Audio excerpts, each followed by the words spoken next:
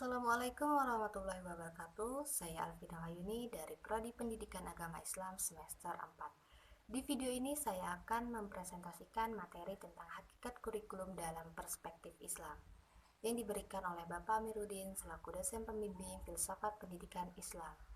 Langsung saja di video ini saya akan membahas 4 pembahasan materi. Yang pertama, hakikat kurikulum, kedua, pengertian fungsi kurikulum, ketiga, komponen kurikulum, dan yang keempat, asas-asas dan ciri-ciri kurikulum pendidikan.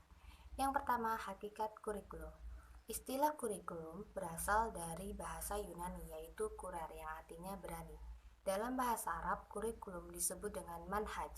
Kata kurikulum dihubungkan dengan kurir yang menjadi penghubung dalam menyampaikan sesuatu kepada orang lain, di mana ia harus menempuh jarak untuk mencapai tujuan.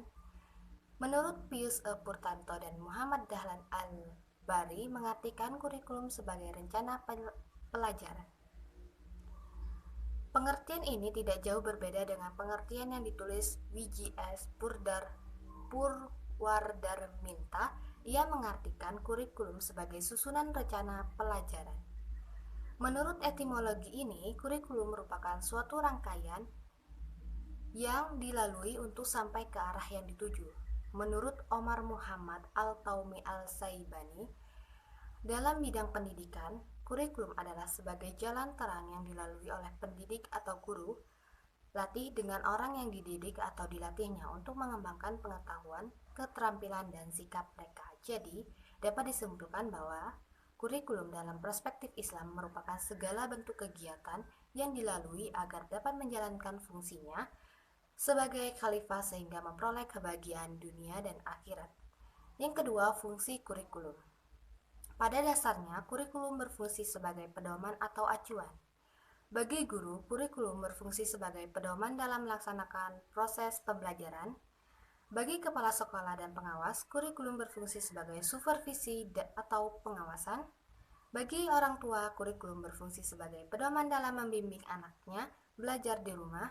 Bagi masyarakat, kurikulum berfungsi sebagai pedoman untuk memberikan bantuan bagi terselenggaranya proses pendidikan di sekolah, sedangkan bagi siswa atau siswi, kurikulum berfungsi sebagai suatu belajar. Selain itu, fungsi kurikulum identik dengan pengertian kurikulum itu sendiri, yang berorientasi pada pengertian kurikulum dalam arti luas. Maka fungsi kurikulum memiliki arti sebagai berikut. Yang pertama, fungsi penyesuaian. Fungsi ini mengandung makna kurikulum sebagai alat pendidikan harus mampu mengarahkan siswa agar memiliki sifat well-adjusted, yaitu menyesuaikan dirinya dengan lingkungan, baik lingkungan fisik maupun lingkungan sosial. Yang kedua, fungsi integrasi. Fungsi ini mengandung makna bahwa kurikulum sebagai alat pendidikan harus mampu menghasilkan pribadi-pribadi yang utuh. Siswa pada dasarnya merupakan anggota dari bagian integral masyarakat. Yang ketiga, fungsi diferensiasi. Fungsi ini mengandung makna bahwa kurikulum sebagai alat pendidikan harus mampu memberikan layanan terhadap perbedaan individu siswa. Setiap siswa memiliki perbedaan baik dari aspek fisik maupun psikis. Yang keempat, fungsi persiapan.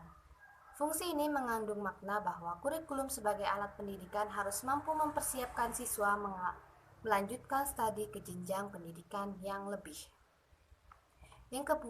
Kemudian yang kelima, fungsi diagnostik. Fungsi ini mengandung makna bahwa kurikulum sebagai alat pendidikan harus mampu membantu dan mengarahkan siswa untuk dapat memahami dan menerima potensi dan kelemahan-kelemahan yang ada pada dirinya.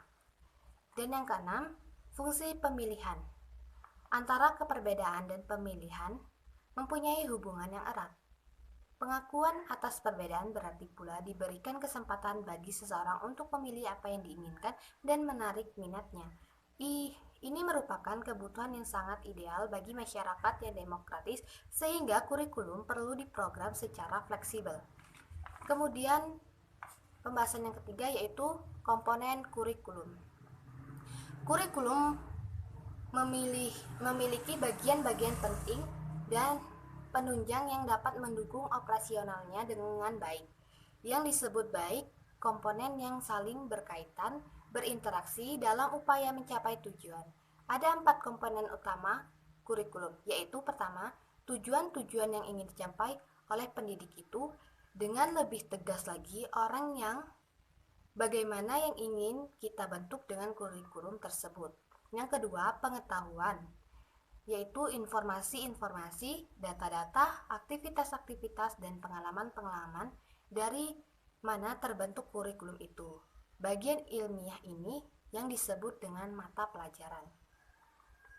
Yang ketiga, metode dan cara-cara mengajar yang dipakai oleh guru-guru untuk mengajar dan memotivasi peserta didik untuk membawa mereka ke arah yang dikehendaki oleh kurikulum. Yang keempat, metode dan cara penilaian atau evaluasi yang dipergunakan dalam mengukur dan menilai kurikulum dan hasil proses pendidikan yang direncanakan kurikulum tersebut. Pembahasan yang keempat tentang asas-asas dan ciri-ciri kurikulum pendidikan. Menurut Muhammad At-Taumi Al-Saibani mengemukakan bahwa asas-asas umum yang menjadi landasan pembentukan kurikulum dalam pendidikan Islam itu adalah: 1. Asas agama. Seluruh sistem yang ada dalam masyarakat Islam termasuk sistem pendidikannya harus meletakkan dasar falsafah, tujuan, dan kurikulumnya pada ajaran Islam yang meliputi akidah, ibadah, muamalat, dan hubungan-hubungan yang berlaku di dalam masyarakat. Kedua, asas falsafah. Dasar ini memberikan arah dan kompas tujuan pendidikan Islam dengan dasar filosofis, sehingga susunan kurikulum pendidikan Islam mengandung suatu kebenaran, terutama dari sisi nilai-nilai sebagai pandangan hidup yang diyakini kebenarannya. Ketiga, asas psikologis. Asas ini memberikan arti bahwa kurikulum pendidikan Islam hendaknya disusun dengan mempertimbangkan tahapan-tahapan pertumbuhan dan perkembangan yang dilalui anak didik.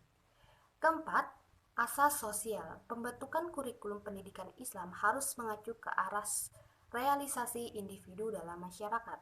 Pola yang demikian ini berarti bahwa semua kecenderungan dan perubahan yang telah dan bakal terjadi dalam perkembangan masyarakat sosial harus mendapat tempat dalam kurikulum pendidikan Islam.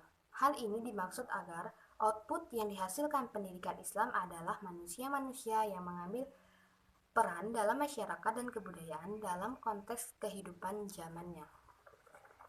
Kemudian, ciri-ciri kurikulum. Berdasarkan pada asas-asas tersebut, maka kurikulum pendidikan Islam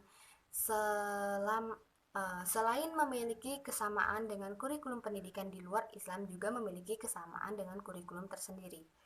Omar Muhammad Al-Taumi Al-Saibani menyebutkan ciri kurikulum pendidikan Islam ada 5. Yang pertama, menonjolkan tujuan agama dan akhlak pada berbagai tujuannya.